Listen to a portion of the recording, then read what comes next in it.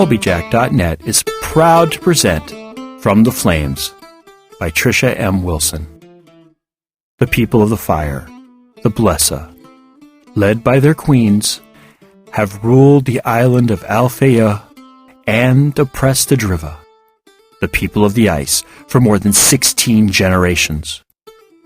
With the Drivian King in hiding and little hope on the horizon, the Driva looked to one person to save them from the vile Blesa, the Diviana. According to legend, the divinely gifted Diviana will one day overthrow the Blesa and restore the Drivian King to his rightful throne. But with the search having lasted for more than 400 years, will the Diviana ever come to light? Willow is the slave of the Raskpil family. But at the age of 4, 20 years have passed since her life irrevocably changed. Her existence is no worse than any other slave, but within, Willow wonders if there isn't something more she should be doing with her life other than serving the ungrateful. Ordered to travel with her master's family to Sondertoft, so her master's adult children can take part in an ancient rite of passage, Willow is shocked when she learns that she too must participate. Will she fail, as all before her have? Will she rise to the challenge and become stronger after passing through the flames?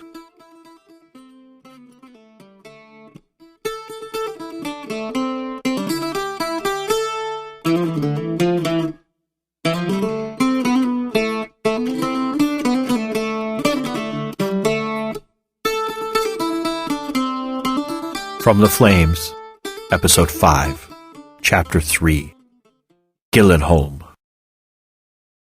Waking up 2 hours early on a normal day would have been hard for Willow, but this morning it was especially hard, especially considering she had not been able to get much sleep during the night. If it hadn't been the fiery nightmare waking her up, it had been her family coming in from the festival late into the evening. Unlike how she had stayed very quiet whenever she entered their rooms to light the fire when they were asleep, they took no pains to be quiet, laughing and talking loudly. They didn't care that they had wakened her out of a very peaceful slumber. Awake before the sun had risen, Willow's thoughts turned to the day before her. She wondered what was really in store for herself and the others. Would anyone find the elusive Diviana, or would everyone fail, as the past 16 generations had? Moving around the room silently as to not wake anyone, Willow carefully laid out her family's best clothes, being sure to take care of any creases or wrinkles. She knew that if everything wasn't perfect today, she would pay for it when she got home, and that punishment would be very severe. Finished with all the preparations an hour later, Willow turned her attention to herself for the first time since she had woken up. This was her big day, too, her one and only opportunity to be more than a slave, if only for a few hours. Reaching into her pack, Willow took out the dress stored there. It wasn't much, but it was cleaner than the one she'd been wearing for the past few days, and it was the best she could do. Carefully making sure it was wrinkleless, she folded it up and put it back into her pack to keep it from any harm. Willow didn't want to put it on just yet. She would have to get water for the family soon, and one clumsy moment on her part would make it unpresentable. As she got up to go downstairs and see about food, Willow remembered that there was something else in her pack she could wear. Digging into the pack, after a minute, she finally found what she had been looking for: her mother's arm cuff. Silver in color, if not in substance, it was plainly carved with leaves. On each end of the cuff there was a colored stone, one blue and one pink. Being the only thing she had of her mother, it was Willow's most prized possession, and one she didn't get the opportunity to wear very often. Manual labor and jewelry don't mix well. No, this cuff was more for special occasions, and today certainly qualified. Putting it in the pack on top of the dress she was going to wear, she quietly left the room to get food for her master's family. Later that morning, Willow, wearing her clean dress and arm cuff, followed her master, mistress, Naya, and Ricky out of the inn, with her mistress's words still ringing in her ears. "Today," her mistress had said, "is a very, very important day for Naya and Ricky, and I will not have you mess it up." Stay out of their way. Don't talk to them, and don't do anything to embarrass us. Do you understand?" "Yes, mistress," Willow had said, her eyes down. "I'll be very well behaved." "Good," Mistress Brigida had grunted. "You are free for the next hour, but be at the ship on time." There was an implied or else in the tone of her voice. "Yes, mistress." As they walked into the already crowded streets, Willow decided to make her way down to the port and look at all the different boats that had so enchanted her the day before, being careful to not bump into anyone or get dirty. The crowd thinned as she walked toward the water of the fjord. Finding a comfortable rock to sit on, Willow looked with awe at all the different boats and ships in the port. Some of the boats were so small that Willow could only believe that a person or two had come in them. Others, however, were large enough for a family to safely travel upon, and only have to worry about high seas or storms. As for the ships, they were huge, and there were quite a few more than she remembered seeing the day before. Willow quickly spotted the ship she had traveled upon, and could see that only a few of the crew were still on it. There had to be a dozen or so similar vessels to the Liff, most likely all traveling from different ports carrying people to the festival. But the ship that kept drawing Willow's eyes to it was the carved vessel she had only received a glimpse of while they had been docking. Made of what had to be the finest woods, it had a deep reddish color to it, making it very distinctive and beautiful. Looking more carefully at the ship's hull, she saw intricate carvings covering every inch of the top railing. But they didn't stop there. The unending carvings went all the way down to the waterline. The engravings were so intricate and detailed that the only way to really know what they depicted was to get very close to the ship. But Willow didn't think it was wise to get that close to a stranger's ship. So she passed the time by guessing at what they could be. Deep in thought, Willow didn't notice the man walking up next to her until he said, "She's a beauty, isn't she?" Jumping slightly, Willow gasped and looked up to see that it was the man she had run into the day before.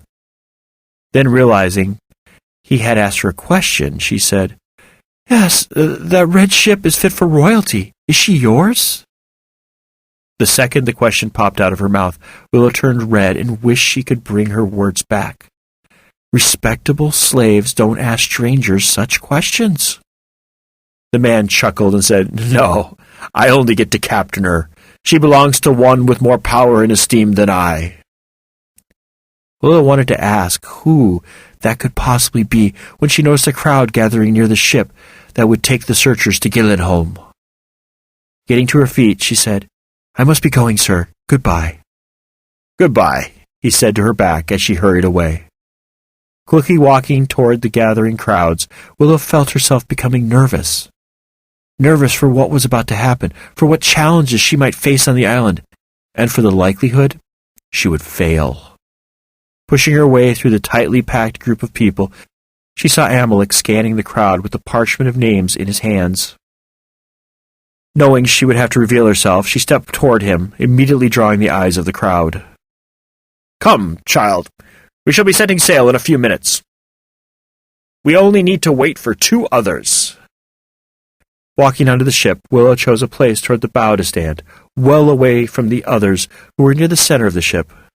She didn't feel like she was worthy of being part of their group, especially when they were again in their finest garb and she in only her normal everyday clothes.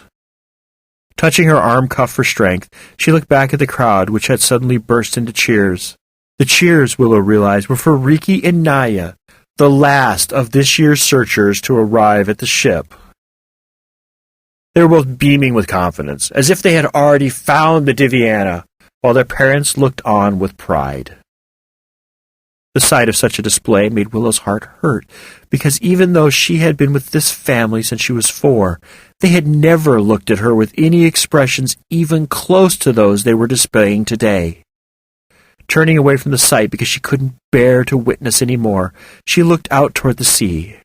It was calm, a calmness that was hard to find on this sea.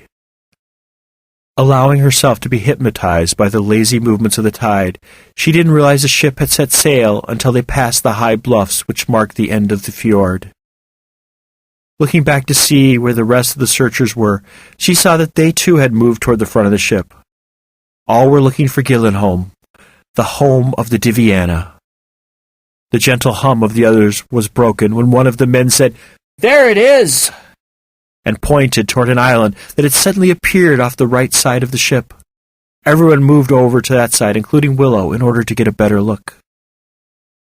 Gillenholm looked like any other island to Willow, except it had a dock for a boat, presumably built by the townspeople to make their annual pilgrimage easier. Docking aside, the trees which covered most of the good-sized island made it look untouched by man, an image that comforted Willow. Sacred things should be untouched, Willow thought to herself. The buzz of the group continued to grow as the island got closer, and it reached a height the second they docked. Willow could tell that some of the searchers wanted to jump over the side of the ship and begin searching, but they controlled themselves somehow. Willow also felt excited, but something inside her told her that she needed to be calm and not lose control of herself if she was to find anything. Amalek walked to the group and said, "This is Gillenholm, the island which holds the Diviana. Remember to keep your eyes and ears open for any clue that will lead you to what you seek. You will have 3 hours to search. At the end of your allotted time, we will blow the horn, letting you know that you must come back. While we will try not to leave anyone behind, if you don't come back within a timely manner, we will leave you, and you will have to find your own way back to the mainland. If you want to give up the hunt before your time is up, all you have to do is come back to the ship. Do you all understand?" "Yes," the group yelled, excited to start. "Good. Your 3 hours starts now." The second he said those words, there was a mad rush to the gangplank. A few of the men got to it at the same time and started shoving and elbowing each other, determined to get off the ship first. The man who had seen the island first was right behind them. He shoved them all out of his way and gracefully ran onto the dock and into the trees. A few minutes later, everyone was off the ship and on the island.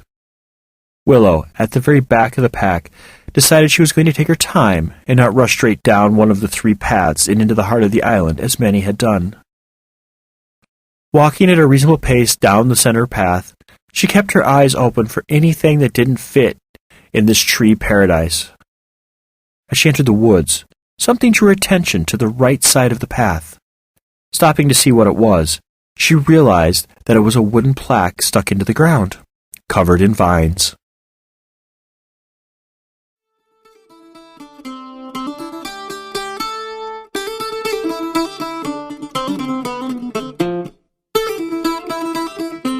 This work is released under Creative Commons Attribution, Non-Commercial, Share-alike license. Do what you want with it. Remix it, re-record it, transcribe it, share it. Just don't sell it or change the terms of the license. Your creation must be released under an Attribution, Non-Commercial, Share-alike license. Thank you for listening and have a nice day.